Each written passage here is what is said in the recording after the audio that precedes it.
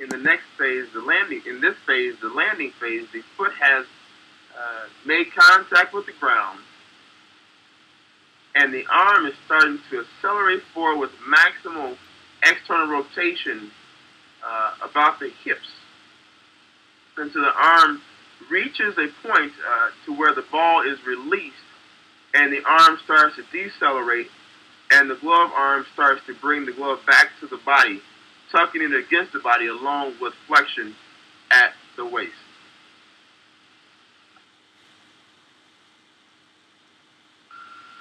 So here in the landing phase, we actually see the first extreme range of motion that's occurring during the pitching cycle. What we have is actually full abduction of the right shoulder.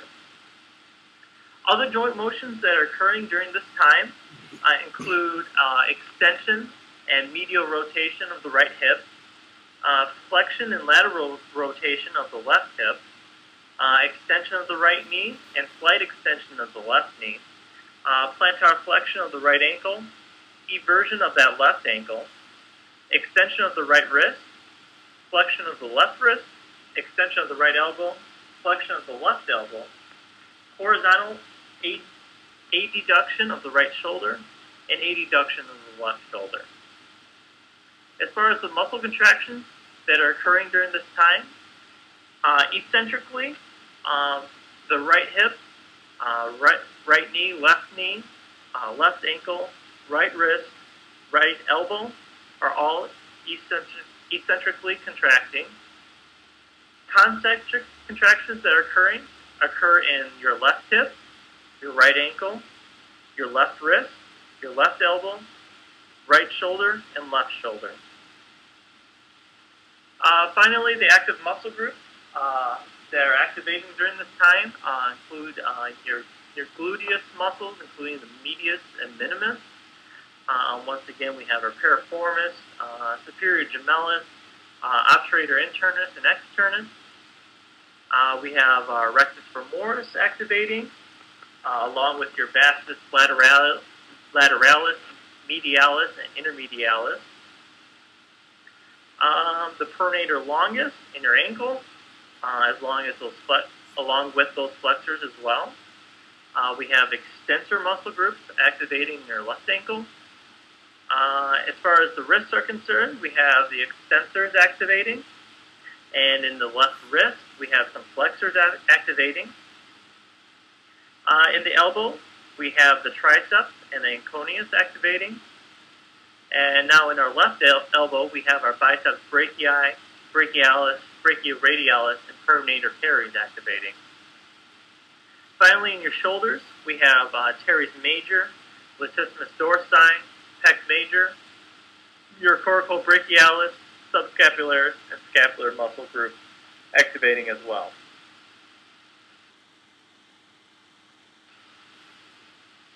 In the follow-through phase, this is the completion of the deceleration of the arm and complete flexion at the waist and the hip, maximally internally rotating the hip, bringing the hind leg up forward and the foot away off the mound, which means it's losing contact with the mound until the foot finally returns to the ground.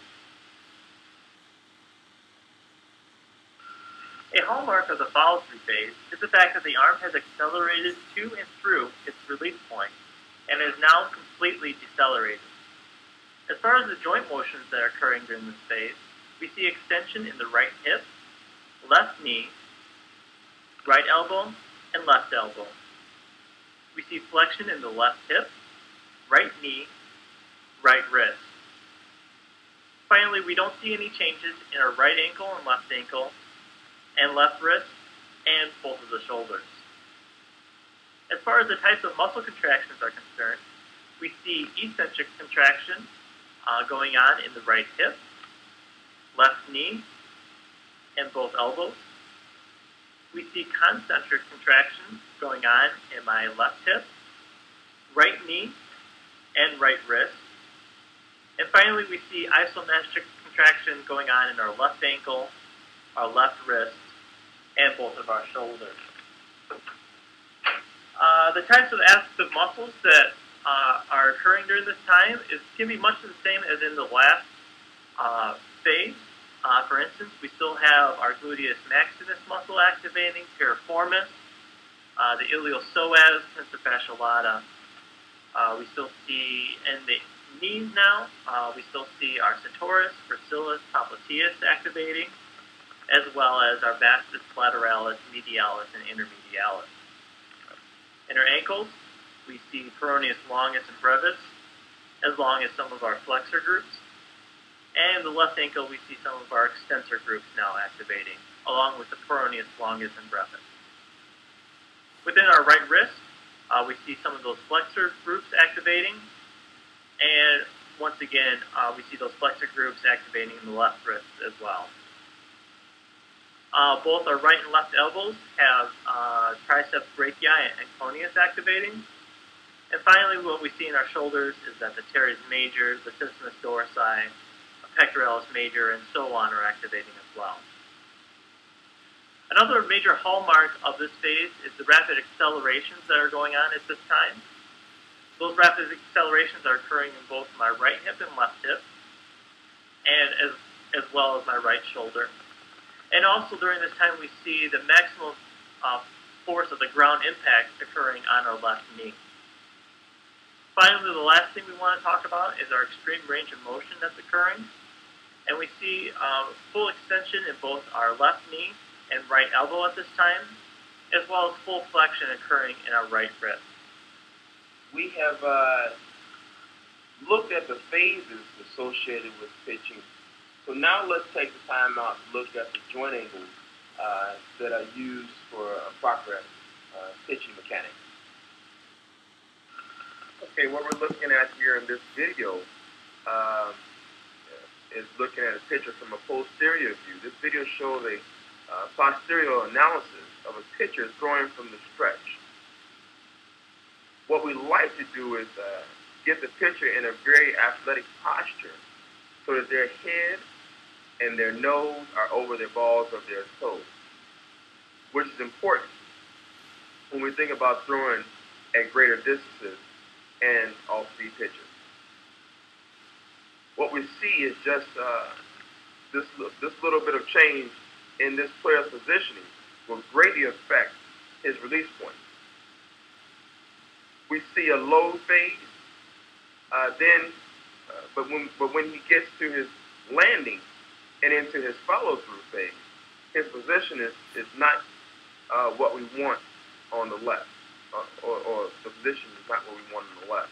You can see that his shoulders are much more tilted, and he has a 45-degree angle on his shoulders, whereas on the right, his shoulders are not as tilted. He is about a 33-degree angle. The other thing that is very important is when we draw a line from the front knee, his head is very close to that line where we want his head to be. And as you can see on the left, his head is quite a bit away from that line. His glove hand is too far away from his body on the left, whereas on the right, it is a little bit closer, which is what we want. And you can put these things together, and you get a little better consistency in locating your pitches a lot better.